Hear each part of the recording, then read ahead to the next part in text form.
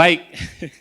Nah, Ibu Bapak Saudara, saya punya PowerPoint dan hari ini saya akan berbicara tentang living in kingdom culture. Dan Ibu Bapak Saudara, perhatikan baik-baik bahwa di bulan Maret kita berbicara tentang identitas rohani kita, identitas spiritualitas kita.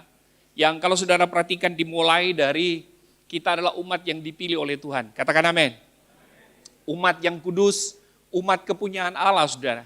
Itu identitas kita di dalam Tuhan. Karena itu seringkali saya berkata bahwa jangan main-main dengan kehidupan kita. Kita berbeda dengan agama-agama yang lain. Kita adalah orang yang spesial. Hanya kasih karunia Tuhan, Ibu Bapak Saudara. Firman Allah berkata, kita dipilih, kita ditetapkan menjadi umat kepunyaan Allah. Nah, saudara, sebagai umat kepunyaan Allah, di bulan Februari kita diajar untuk menjadi garam dunia, Ibu Bapak Saudara. Garam kita sudah tahu dan kita sudah banyak belajar tentang hal ini. Bahwa dimanapun kita berada kita harus menggarami. Di mana kehidupan kita bisa berpengaruh bagi orang lain. Yang percaya katakan amin. Nah, bagaimana kita menjadi garam dan terang dunia, saudara? Ternyata di bulan Maret kita perlu belajar dari sebuah biji, dari sebuah benih, saudara. Alkitab berkata, biji sesawi. Yang Yesus menggunakan sebuah gambaran yang bersifat hiperbol, bahwa dia merupakan biji yang paling terkecil dari semua benih biji, saudara. Yesus tidak mengajar tentang biologi di sini, tapi dia menekankan tentang sebuah gaya bahasa untuk menekankan bahwa biji ini, saudara, benih ini adalah sesuatu yang tidak dianggap oleh orang. Sesuatu yang tidak pernah dilihat oleh orang. Tetapi kemudian ketika dia ditaburkan, ditanam di tanah, Ibu Bapak Saudara, Alkitab berkata menggunakan kata dua, dia bertumbuh, saudara, dan menjadi yang terbesar. Kita belajar dari apa yang Yesus sampaikan dalam Injil Markus pasal yang keempat. Ayat 30 sampai dengan ayat 33. Seri itu kita baca ayat ini berbalas-balasan. Ayat 30 Ibu Bapak Saudara, nanti dibacakan oleh kaum pria. Nanti kemudian ayat 31 kaum wanita dan ayat 33 kita akan baca bersama-sama. Yang siap membaca firman Tuhan katakan sama-sama amin. Katanya lagi, dengan apa kita hendak membandingkan kerajaan Allah itu atau dengan perumpamaan manakah kita hendak menggambarkannya. Kaum wanita ayat 31 34. Al kerajaan itu seumpama biji sawi yang ditaburkan di tanah. Memang biji itu yang paling kecil daripada segala jenis benih yang ada di bumi. Kaum pria 34, tetapi apabila ditaburkan benih itu tumbuh dan menjadi lebih besar daripada segala sayuran yang lain dan mengeluarkan cabang-cabang yang besar sehingga burung-burung di udara dapat bersarang dalam naungannya. Kaum wanita 34, dalam banyak perumpamaan yang semacam itu, ia memberitakan firman kepada mereka sesuai dengan kemampuan mereka untuk mengerti. Ayat 34 kita baca sama-sama. 34. Dan tampak perumpamaan, ia tidak berkata-kata kepada mereka, tetapi kepada murid-muridnya, ia menguraikan segala sesuatu secara tersendiri. Katakan amin. Hari ini kita bicara tentang branching out. Bagaimana kemudian kita mengalami pertumbuhan dan menghasilkan cabang-cabang yang baru dalam hidup kita. Sudah siap mau belajar? Perhatikan ayat yang ke-32 Ibu Bapak Saudara. Kita baca dengan suara yang keras. Ayat yang 32. Sama-sama ya. 34. Tetapi apabila ditaburkan, benih itu tumbuh dan menjadi lebih besar daripada segala sayuran yang lain dan mengeluarkan cabang-cabang yang besar sehingga burung-burung di udara dapat bersarang dalam naungannya. Katakan sama-sama dengan saya, tumbuh. Sekali lagi, tumbuh. Corek kiri kanan sudah katakan tumbuh. Amin. Ciri khas daripada orang yang hidup dalam kerajaan Allah itu adalah grow up. Tumbuh, Ibu Bapak Saudara. Tanda bahwa orang itu bertumbuh adalah menghasilkan cabang. Tanda bahwa orang bertumbuh itu menghasilkan buah-buah roh. Amin. Bukan anak Tuhan namanya, tinggal di dalam pemerintahan Allah, hidup dalam kingdom value atau nilai-nilai kerajaan Allah itu, kalau saudara tidak tumbuh, orang yang sungguh-sungguh di dalam Tuhan seharusnya mengalami pertumbuhan. Dari mana kita melihat dia mengalami pertumbuhan? Perubahan karakter, perubahan cara berpikir, perubahan cara merespon sebuah masalah, perubahan dalam cara mengelola keuangan, perubahan dalam cara hidup suami istri, itu semua diubahkan. Itu ciri khas orang yang hidup dalam kerajaan Allah. Jadi jangan selalu berkilah bahwa, wah saya gak bisa bertumbuh Pak. Karena saya membandingkan dengan si B, si C. Jangan membandingkan dengan orang lain. Perhatikan diri saudara. Jadi ciri khas orang yang hidup dalam pemerintahan Allah, belajar dari biji sawi, dia bertumbuh saudara. Amin. Pertanyaan saya supaya cepat adalah, apa yang perlu diperhatikan jika ingin bertumbuh atau bertunas? Saudara? Saya akan bahas dua hal. Yang pertama adalah, kita baca ayat yang ke-31. Saudara di situ, dalam terjemahan bahasa Indonesia masa kini. Kita baca sama-sama, 3, 4. Apabila Allah memerintah, keadaannya seperti perumpamaan ini. Sebuah biji sawi diambil seorang, lalu ditanam di tanah. Biji sawi adalah benih yang terkecil di dunia. Saudara, supaya kemudian kita menghasilkan sebuah cabang, menghasilkan buah-buah roh dalam hidup kita. Tidak ada cara lain selain kita harus tertanam, Ibu Bapak Saudara. Kita memberi hidup kita untuk ditanam oleh Tuhan. Kalau berbicara tentang ditanam berarti ada unsur di Roh Kudus. Supaya apa? Supaya kita sefrekuensi dengan Dia. Amin.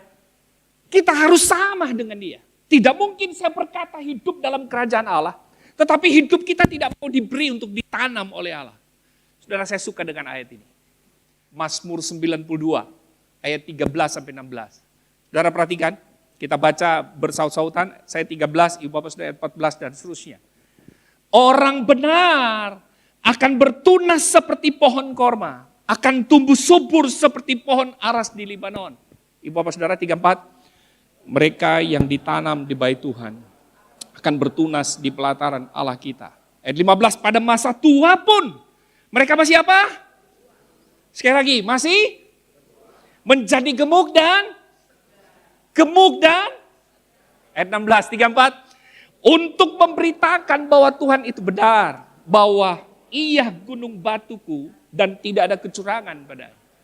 Saudara mau menghasilkan cabang? Menghasilkan buah roh? Tidak ada jalan lain. Tertanamlah di baitnya. Amin.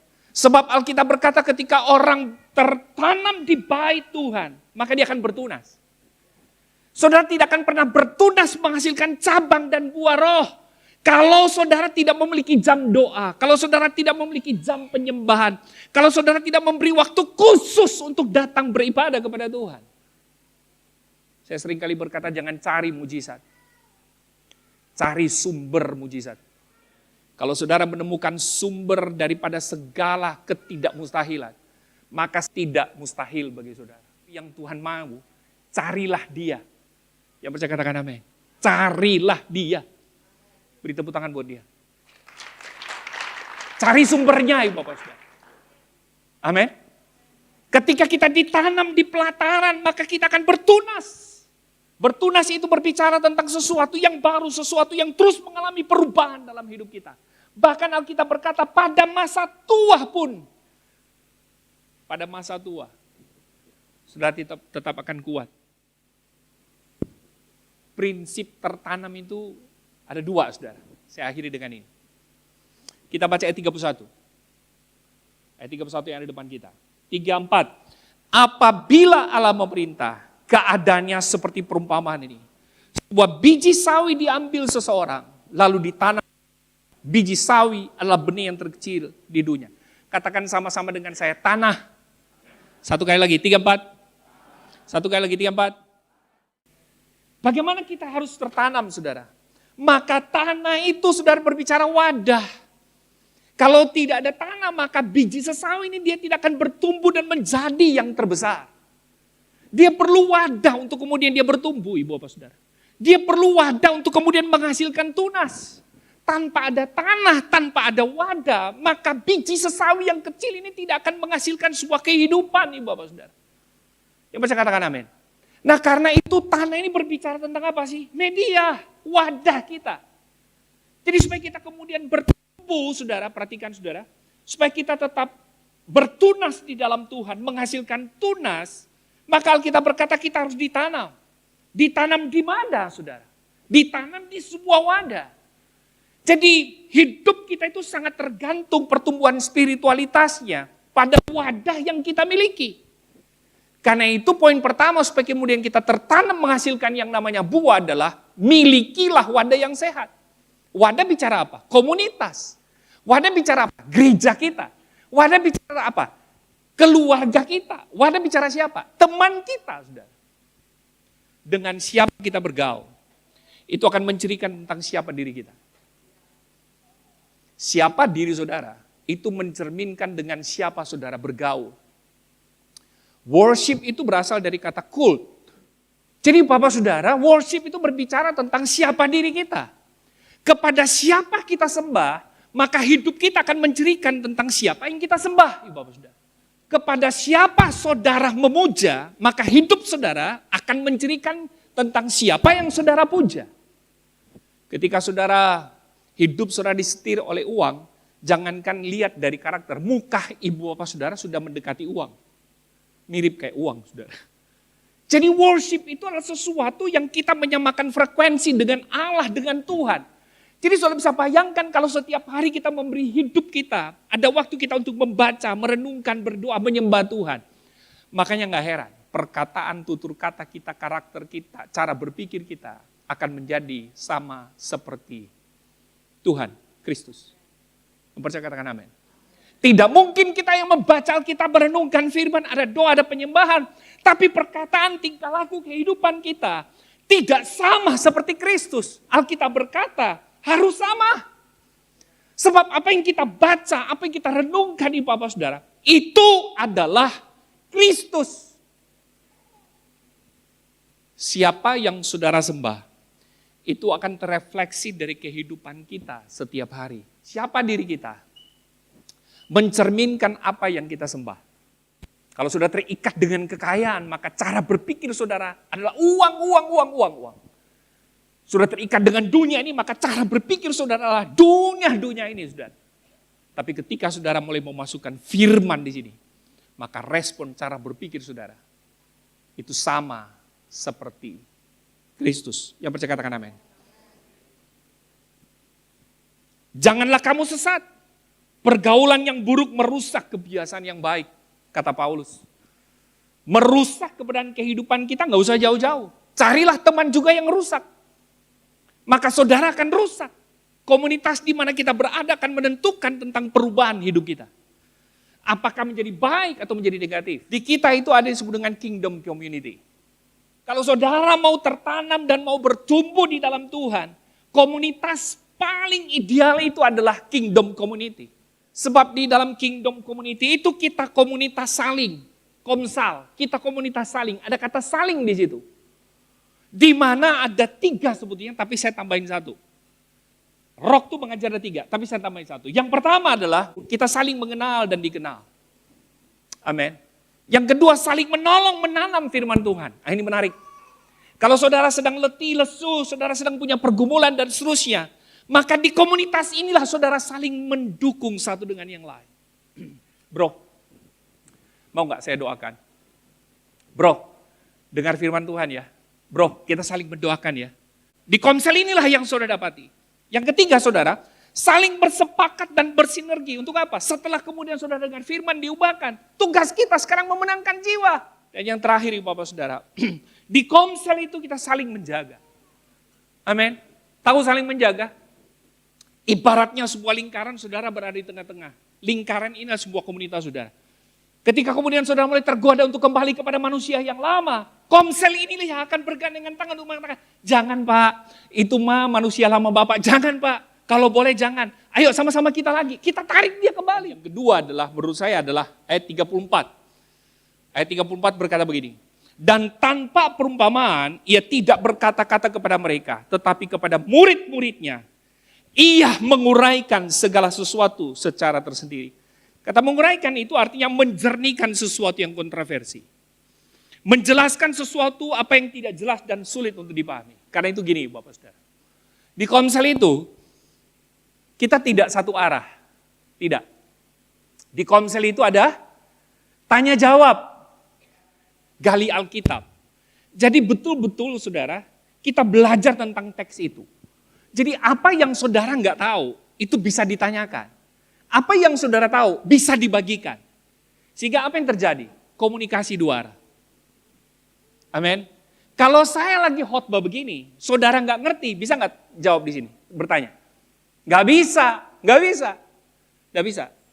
Tapi di komunitas sel itu ketika firman disampaikan saudara nggak mengerti, dibuka ruang waktu untuk kita berbagi satu dengan yang lain. Yang percaya katakan amin. Supaya kemudian sudah bertumbuh tertanam, maka cara yang kedua adalah dimuridkan. Untuk kemudian saudara bisa dapat memuridkan. Cara Yesus dari 12 orang. Kalau saudara perhatikan dalam Kisah Rasul pasal yang pertama itu luar biasa. 40 hari lamanya berulang-ulang kali Yesus melakukan discipleship kepada murid-muridnya tentang kerajaan Allah. Hasil daripada itu terjadi pergerakan gereja yang begitu hebat di pasal yang kedua. Amin. Penjangkauan jiwa itu hanya bisa dapat terjadi melalui komsel. Dan yang kedua adalah beri hidup kita untuk dimuridkan. Supaya kemudian kita memuridkan. Dunia sekarang ini sedang berlomba dengan gereja. Ketika gereja mulai kemudian terbuai dengan apa yang disebut dengan duniawi, maka kita tidak akan pernah mengalami pertumbuhan apapun. Betul ya Bapak Saudara? Nah karena itu hari ini saya cuma mau sampaikan satu hal dari khotbah yang terakhir. Tentang bagaimana kemudian kita menghasilkan cabang. Bagaimana kita kemudian bertumbuh. Bagaimana kemudian kita menghasilkan buah-buah roh dalam kerajaan Allah. Maka tidak ada jalan lain, harus tertanam. Bagaimana supaya tertanam? Yang pertama adalah wadah. Wadah itu penting. Komunitas di mana kita ada itu sangat penting untuk menentukan seberapa besar perubahan dalam hidup saudara. Yang percaya katakan amin. Yang kedua apa saudara? Discipleship. Dimuridkan untuk memuridkan. Beri tepuk tangan bagi Tuhan. Kita bangkit berdiri sama-sama.